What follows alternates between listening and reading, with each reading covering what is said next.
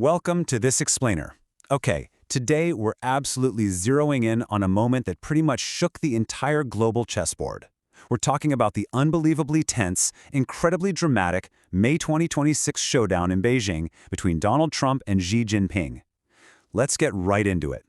In international relations, a lot of summits are honestly just glorified photo ops, but others cut straight to the absolute core of this exact question. Who actually holds the real power?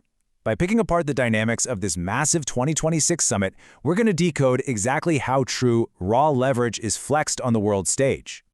Section 1. The 2026 Beijing Showdown. High stakes in May 2026. Okay, let's dive into this. To really wrap our heads around what went down, we've got to look at the crazy geopolitical backdrop. When Donald Trump's plane touched down in China, the stakes were literally off the charts. For years, literally years, leading up to this exact moment, the US and China were deadlocked in a massive, multi-front standoff.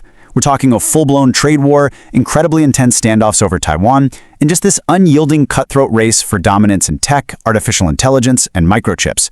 It was a giant pressure cooker, and neither side was willing to blink. So with all that heavy tension hanging in the air, Trump arrives in Beijing with a very specific, super ambitious goal.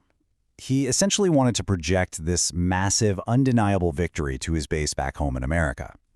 His whole underlying motivation walking into that room was pretty much, look, I can make China bend. He desperately needed a huge, splashy win to prove American strength. Section 2, Mastering the Optics. The battle for the cameras. And wow, did the atmosphere shift the second he landed. Now, what's really interesting about this slide is how stark the contrast is between these two leaders. The battle absolutely wasn't just happening at the negotiating table, it was this fierce fight for the cameras, and Chinese media strategically controlled that narrative right from the very first frame. On one side, you have Xi Jinping, exceptionally calm, strictly adhering to protocol, basically playing the ultimate master of control with zero overacting. And on the other hand, you have Donald Trump, who was heavily media-focused, relying on these big, bold public statements to grab the spotlight. And look, this visual setup, totally not an accident. Every single camera angle, every press release, the entire protocol, it was all meticulously designed to position Trump not as a totally equal partner, but as a guest arriving entirely on China's terms. The message being broadcasted to the world by Chinese state media was just so clear. China wants leadership, not parity. By keeping Xi dead center in every single event, he was effectively directing the whole shebang. Section 3. Taiwan versus trade deals. The core strategic exchange. Let's strip away the grand entrances and get to the real meat of the closed-door negotiations. And this brilliantly illustrates the stark trade-off they actually made.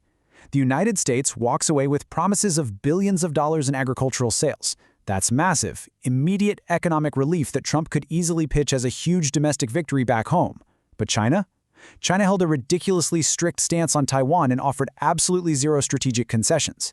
So America gets agricultural wealth, while China firmly maintains absolute strategic dominance. Because, make no mistake, the ultimate flashpoint of these talks was Taiwan. Xi Jinping was totally uncompromising. He delivered a remarkably strict warning against any U.S. interference, basically stating flat out, Taiwan is part of China, no compromise.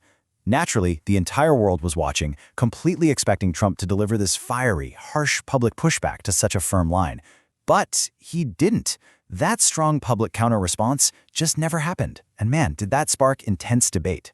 People instantly started questioning, wait, did he just trade away massive strategic leverage for a quick economic win? Section 4. Changing global power balance. The world watches closely. Because we really have to zoom out here. This meeting absolutely did not happen in a vacuum. Key global spectators, we're talking Russia, Europe, India, Japan, they were all fiercely analyzing this exact power dynamic to decode a much, much larger trend. They weren't just watching a standard trade deal play out. They were looking for a signal. They figured, hey, if China can project such an unyielding, rock-solid position directly against the President of the United States, who actually holds the mantle of global superpower moving forward? The whole perception of the event quickly became unbelievably polarizing. In fact, this quote spread like wildfire across the internet. Trump went to win, returned on China's terms. It perfectly captures exactly how critics viewed the true power dynamics of the summit. In politics, dominance isn't always about shouting or being the loudest guy in the room. Sometimes it's about quietly, calmly controlling the actual direction of the conversation. And a huge chunk of onlookers felt Xi Jinping did exactly that. Section 5. Who really won? Evaluating the aftermath impartially. Let's take a step back and look at this neutrally. So the crucial point is that both sides actually have really valid arguments, depending entirely on what metrics you're prioritizing. Trump supporters, they see a highly pragmatic, tangible economic win. They point out that billions in ag sales directly benefit American farmers. And crucially, the overall tension between the two superpowers was actually lowered. That's a real, measurable victory for them. But as harsh as critics argue that China brilliantly played the US, they believe Beijing just handed over a bit of cash, which, let's be real, they could easily afford, just to keep their strategic dominance intact, ensuring they didn't lose an inch of ground on critical issues like Taiwan. And that brings us to the ultimate million-dollar question stemming from this historic rivalry. Will China inevitably surpass the US, or will Trump return more aggressively? This whole May 2026 Beijing meeting was just a fascinating, real-time collision of established American power meeting newly confident Chinese ambition. The balance is shifting, guys, and the whole world is literally just waiting to see what happens next. Thanks so much for joining me for this explainer. Keep analyzing the facts, and I'll catch you next time.